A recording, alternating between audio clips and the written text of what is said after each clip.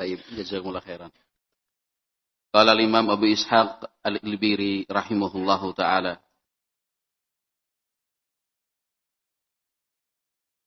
Bismillahirrahmanirrahim.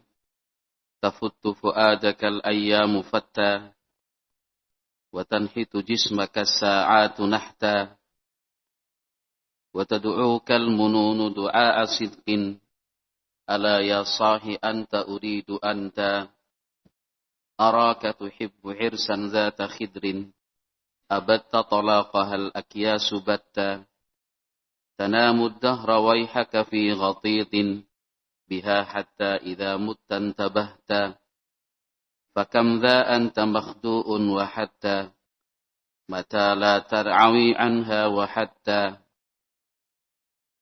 Kemudian kata beliau rahimahullah, Aba Bakrin da'autuka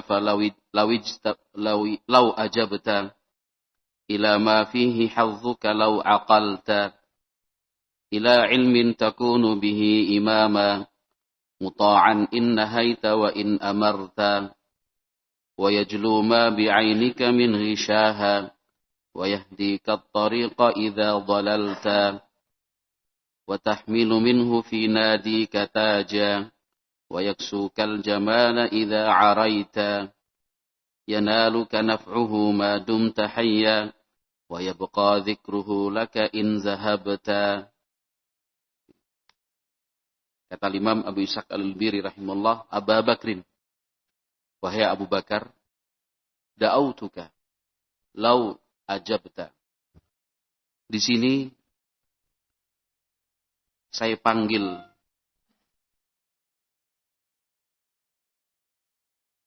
dirimu, andaikan engkau mau, ila ma fihi hazzuka law aqalta, andaikan engkau mau mengerti bahwa panggilan ini adalah panggilan ma fihi hazzuka, yang mengajakmu untuk mendapatkan bagian terbesar. Ila ilmin, yaitu panggilan kepada ilmu. Takunu bihi imama, hanya dengan ilmu engkau akan menjadi panutan. Muta'an in nahaita wa in amarta, engkau akan diikuti ketika engkau memerintah ataukah di saat engkau melarang. Di sini Abu Ishaq al-Ilbiri rahimallahu taala menjelaskan tentang manfaat dan juga keutamaan ilmu apabila dipelajari dengan benar. Yang pertama, ilmu adalah al-hazzul awfar wal hazzul akbar. Ilmu itu adalah karunia yang sangat besar dan sangat banyak manfaatnya dibandingkan selain itu. Dibandingkan harta, dibandingkan nasab walaupun terhormat, dibandingkan jabatan ataukah pangkat, dibandingkan dengan kekuatan fisik, gagah, tampan, ataupun kuat. Itu semuanya huzuz. Hal-hal yang Allah bagikan di dunia. Semua orang memiliki, walaupun kadarnya berbeda-beda. Namun dari itu semua yang harus dikejar untuk dimiliki adalah ila ilmin. Pembagian dalam bentuk ilmu. Ilmu yang dimaksud adalah ilmu agama, ilmu syar'i, dan ilmu-ilmu pendukungnya. Lau aqalta, diingatkan kita oleh Abu Ishaq al-Ilbiri rahimallahu ta'ala, supaya menggunakan akal yang sehat tentunya, bukan akal yang sudah rusak. Kalau akal itu sudah rusak, tidak bisa lagi menimbang mana yang baik, mana yang buruk. Akal yang sudah rusak tidak bisa lagi memilah dan memilih mana yang benar, mana yang salah. Akal yang sudah rusak tidak mampu untuk menentukan sikap. Apakah dia harus mengikuti aturan agama, atau justru sebaliknya dia turuti kemauan dan patokan manusia. Lau aqalta, ayo yang masih berakal. Kita semua diajak bicara oleh Abu Ishaq Al-Ilbiri rahimahullahu taala, walaupun yang disebut di sini adalah Aba Bakrin. Oleh sebab itu, sejumlah pensyarah dari manzumah ini menerangkan bahwa Abu Bakar itu bukan anak laki-lakinya. Abu Bakar itu adalah panggilan yang berlaku untuk setiap orang. Ini hanya karena susunan bait syair saja, yang tepat adalah Abu Bakrin. Ini sifatnya masih majhul atau nakirah, sehingga siapapun diajak bicara oleh Abu Ishaq Al-Ilbiri rahimahullahu ta'ala. Walaupun demikian, tetap yang diinginkan oleh Abu Ishaq Al-Ilbiri rahimahullahu ta'ala agar kita berusaha menggunakan akal dengan benar. Dari sekian banyak pilihan yang Allah subhanahu wa ta'ala berikan, dari sekian banyak pilihan yang Allah turunkan, maka pilihlah ilmu. Pilihlah ilmu. Kadang-kadang, bahkan seringkali, kita yang ingin menyibukkan diri dengan ilmu agama, tergoda dengan berbagai rayuan dunia. Secara langsung maupun tidak langsung. Memang kita sendiri yang tertarik untuk mencari, ataukah godaan itu yang datang sendiri. Kadang-kadang ketika kita menyaksikan orang-orang yang begitu terlihat senang dan semangat mengurus pertanian, hasilnya yang berlimpah,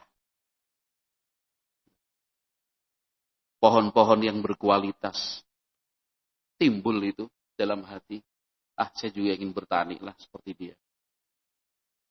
Ketika kita berkunjung ke rumah seseorang yang senang beternak, beternaknya bagus, berhasil dan banyak hasil, ternaknya sehat-sehat, entah itu unggas maupun binatang ternak berkaki 4, entah itu kambing, ataukah sapi, ataukah kuda. Di situ lagi-lagi kita tergoda. Enak sekali hidupnya. Ingin rasanya juga punya peternakan seperti itu. Ada yang punya koleksi kendaraan. Kita pengen ikut juga punya koleksi kendaraan yang serupa. Ketika kita menyaksikan dan bertemu dengan orang yang punya talenta memasak atau kuliner, lagi-lagi kita tergoda, saya juga pengenlah bisa masak. Selain masak juga bisa keliling cicip-cicip. Nanti kalau kita melihat seseorang yang punya usaha, entah itu toko, warung, atau usaha produksi lainnya, lagi-lagi kita tergoda. Wah, saya juga pengen seperti dia, dan seterusnya. Tetapi sadarilah bahwa yang terbaik dari itu semua adalah ilmu agama. Ilmu agama. Ketika pikiran-pikiran semacam tadi itu muncul, itu memang didorong oleh setan supaya kita berkurang fokusnya terhadap ilmu agama, agar kita tersibukkan dan teralihkan dari sesuatu yang paling mulia, yaitu ilmu agama, kepada sesuatu yang derajatnya masih di bawahnya. Ikhwati fillah ma'asyiral muslimin rahimakumullah. Padahal takunu bihi imaman. Kalau ingin menjadi seorang pemimpin, harus punya bekal ilmu yang cukup. Ilmu di sini yang paling penting adalah ilmu agama. Adapun ilmu yang terkait dengan teknis dan operasional di lapangan, itu bisa dipelajari. Dengan pengalaman, dengan bertanya. Apalagi kalau kita sampai pada tingkat keyakinan bahwa tidak ada satupun yang baik, kecuali pasti sudah dijelaskan di dalam agama. Karena untuk menjadi seorang pemimpin, syaratnya kan minimal 2. Yang pertama adalah kemampuan dan kemapanan ilmu. Yang kedua adalah kekuatan fisik. Di dalam kisah Talut, raja yang dipilih oleh Nabi di kalangan Bani Israel waktu itu, mereka sendiri yang meminta, alam tara ilal mala'i min Bani Israila idh qalu linabiyyin lahum ib'ats lana malikan nuqatil fi sabilillah, dan seterusnya. Nabi tersebut kan mengatakan, innallaha ba'atha lakum Taluta malika. Sesungguhnya Allah Subhanahu wa taala telah menetapkan Talut sebagai raja untuk kalian. Mula-mula kan mereka sulit untuk menerima kenyataan. Mereka menolak itu, yaitu tokoh-tokoh dan para pemuka Bani Israel. Karena saat itu, cara berpikirnya, seorang pemimpin itu adalah yang punya dukungan finansial yang kuat. Mereka yang memang satu garis nasab dengan kaum bangsawan. Maka mereka mengatakan, anna yakunu lahul mulku alaina wa nahnu ahaqqu bil mulki minhu walam yu'ta sa'atan minal mal. Kok bisa dia menjadi pemimpin? Kami kan lebih berhak untuk menjadi pemimpin. Artinya kami lebih berhak untuk menjadi raja. Kenapa dia? Walam yu'ta sa'atan minal mal. Dia kan gak punya kekuatan harta. Tidak ada dukungan finansial.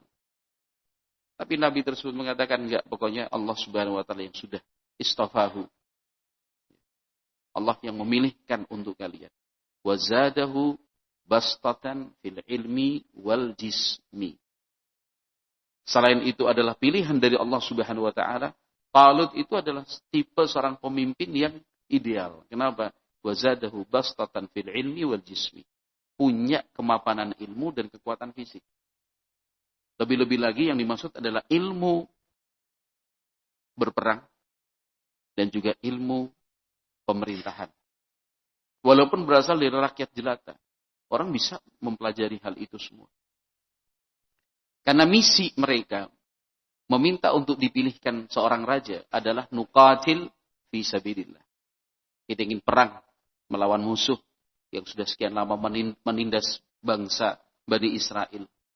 Maka raja yang dipilih adalah raja yang punya ilmu, terutama tentang ilmu peperangan dan ilmu pemerintahan. Barulah yang kedua, fil jismi, kekuatan fisik. Dan itu otomatis ya. Orang yang punya ilmu lebih baik dibandingkan yang lainnya, itu dialah yang akan menjadi imaman. Wa ja'alna lil muttaqina imama. Dan ketika dia menjadi seorang pemimpin, dan ingat, pemimpin yang dimaksud di sini sesuai dengan lingkupnya. Jangan kemudian dibayangkan yang dimaksud pemimpin di sini adalah pemimpin yang tertinggi. Karena kullukum ra'in wa kullukum mas'ulun an ra'iyatihi. Karena kalau ukuran kepemimpinan masing-masing kalian adalah pemimpin. Dan masing-masing kalian harus bertanggung jawab. Dan itu akan disampaikan di hadapan Allah Subhanahu wa ta'ala kelak pada hari kiamat. Nah, untuk menjadi seorang pemimpin yang kemudian ditaati, diikuti, kala memimpin, entah itu dalam bentuk perintah atau instruksi, instruksi itu akan dikerjakan. atau ketika dia membuat larangan-larangan dan batasan-batasan, tidak ada satupun yang akan berani melanggar. Kenapa? Karena yang berbicara, yang menyampaikan dan menetapkan adalah orang yang berilmu. Ini juga keutamaan thalabul ilmi. Keutamaan thalabul ilmi, derajatnya akan dinaikkan. Bentuknya, ya dia akan dipanuti, dia akan diikuti. Wa yajlu ma bi'ainika min ghishaha. Akan hilang dari matamu min ghishaha, sesuatu yang selama ini menutupinya. Orang yang tidak punya ilmu, mata itu akan tertutup. Entah minimal dia rabun, sampai pada tingkatan buta. Karena itu dia tidak bisa melihat dan memandang lagi. Kemana harus berjalan, kemana mesti pergi, tertutup itu. Orang yang tidak punya ilmu, seperti itu kondisinya. Gelap gulita. Orang yang tidak punya ilmu diibaratkan para ulama seperti yang sedang berada di dalam kegelapan. Tanpa sedikit pun cahaya. Kalau di sini digambarkan atau diumpamakan dengan orang yang bisa melihat, tapi tertutup. Ada sesuatu, ghishaha.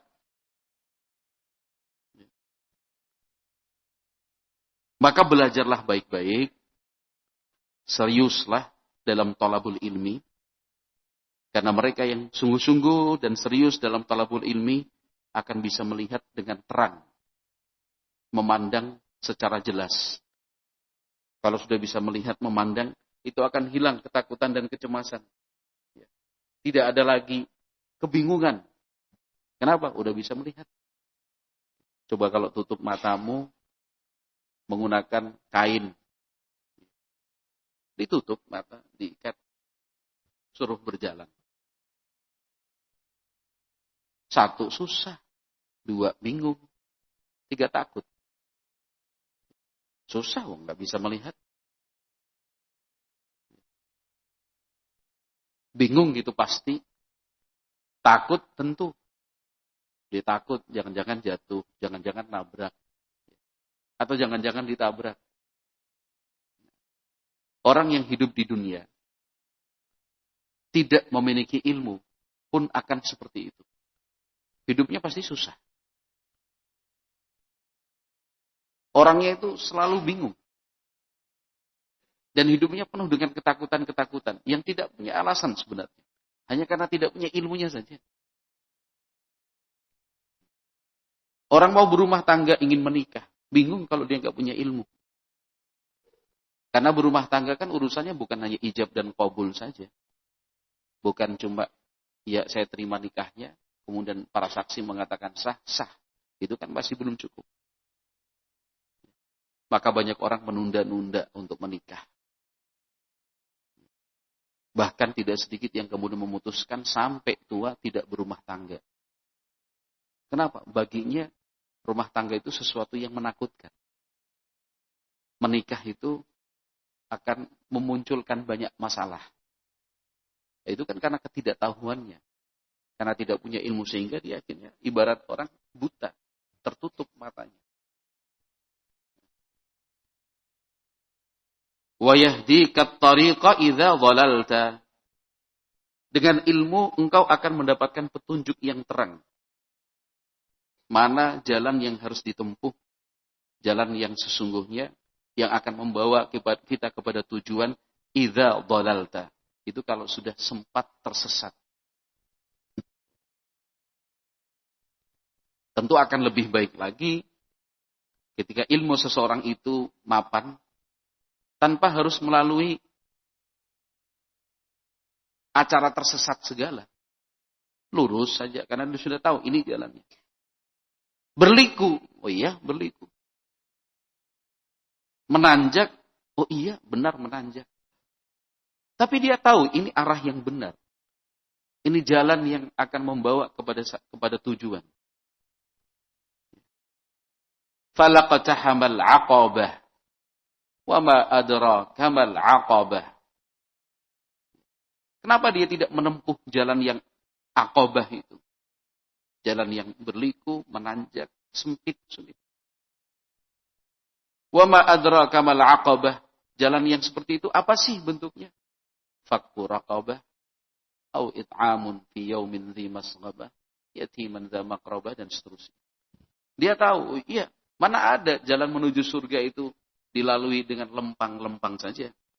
Mana ada cerita untuk sampai ke surga, kemudian perjalanan itu tanpa hambatan dan halangan. Ya nggak mungkin lah. Untuk sampai ke surga, jalan yang ditempuh itu banyak kendala. Kendala seberat dan sebanyak apapun itu akan mudah dilalui jika punya ilmu. Ilmu itu tahu. Oh, ini caranya begini. Oh, ini mengantisipasinya demikian. Oh, ini solusi dan jalan keluarnya jelas. Demikian. Dia punya ilmu. Tapi kalau orang yang tidak punya ilmu, dilihatnya jalan itu sudah mulai menanjak. Ah, bukan jalan ini. Dia nggak mau. Dia ambil jalur yang lain. Dia pilih rute yang justru bertolak belakang arah. Nah, itu ilmu. Ilmu itu jaminan seorang hamba itu tidak tersesat jalan. Wa yahdika at-tariqa idza dhalalta. Dengan ilmu yang kamu pelajari, wahai anakku, jalanmu itu akan benar, tidak akan tersesat. Wa tahmilu minhu fi nadika taja. Dengan ilmu yang kamu punya, yang tentu untuk mempunyainya harus proses. Ya. Tapi kalau engkau sudah punya ilmu, wa tahmilu minhu fi nadika taja. Kamu itu seolah-olah akan menggunakan mahkota. Di tengah-tengah nadika, masyarakatmu, komunitasmu, keluargamu. Orang yang berilmu itu terhormat. Orang yang berilmu itu dimuliakan. Ibarat seorang raja yang tengah menggunakan mahkota. Kemanapun raja itu pergi, diberi jalan. Kemanapun raja itu pergi, dan orang faham itu raja karena mahkotanya, akan dielu-elukan, ditunggu, dinanti. Orang bertemu saja sudah senang dan bahagia. Seperti rakyat kecil yang bertemu dengan raja. Bukan hanya melihat dari kejauhan, tapi bisa bertemu secara langsung, berjabat tangan mungkin. Nah, orang yang punya ilmu, itu ibarat seorang raja yang bermahkota. Wa tahmilu minhu fi nadika taja. Wa yaksukal jamala idza araita. Bahkan seandainya pun pakaianmu itu pas-pasan saja. Kalau beliau bahasakan di sini bahkan araita, telanjang. Artinya telanjang itu tidak berpakaian. Ya karena sebab kekurangan dan keterbatasan. Namun dengan ilmu yang kamu punya, wa yaksukal jamala. Tetap saja engkau akan dipandang. Dan orang akan mengatakan, oh bagus. Penampilannya baik. Penampilannya istimewa. Walaupun bajunya pas-pasan. Pakaiannya itu biasa-biasa saja. Tapi karena dia punya ilmu, orang akhirnya akan hormat. Tidak perlu dia menggunakan pakaian yang mewah. Atau membawa aksesoris-aksesoris yang kemudian membuat orang itu menaruh hormat. Banyak orang justru menjadikan penampilan luar itu sebagai patokan dan bahan penilaian. Kalau dia pakai kemeja putih, pakai dasi, pakai jas atau dasinya ada jepitannya, apalagi dikasih pin, entah itu di sebelah dada kanan atau sebelah dada kiri, pin, emblem atau medali, kemudian pakai ini sepatu dan aksesoris fashion lainnya. Orang akan, ini orang hebat nih. Orang ini punya pangkat ini. Kalau duduk dikasih tempat duduk. Kalau jalan dikasih jalan. Orang kalau bicara menunduk-nunduk. Itu kan baru penampilan luarnya. Tapi ketika dia sudah mulai berbicara, barulah orang sadar tentang kualitasnya. Oh, ternyata penipu orang ini. Ternyata penipu. Karena para penipu, untuk melancarkan dan menjalankan aksi penipuannya, itu langkah yang pertama harus bisa meyakinkan orang yang akan ditipu. Cara meyakinkannya bagaimana? Itu kan penampilan luar tadi. Bicara ini dan itu, ternyata dia menipu. Orang yang punya ilmu, walaupun pakaiannya pas-pasan, pada akhirnya orang akan menaruh hormat. Kenapa? Iya, bajunya biasa-biasa saja. Penampilannya seperti umumnya orang. Tapi ketika sudah mulai berbicara, orang mendengar ayat Al-Quran dibacanya, hadis-hadis Nabi Muhammad SAW disampaikannya. Yang dia sampaikan adalah kalimat-kalimat bijak, pesan-pesan hikmah, baru orang, iya. Wa yaksukal jamala idza araita. Jadi, wahai para penuntut ilmu agama, kalau engkau berbicara tentang penampilan yang gagah, penampilan yang menarik, itu tidak ditentukan dengan apa yang engkau pakai. Entah itu baju, celana, sarung, jubah, penutup kepala, atau apapun itu tidak menentukan.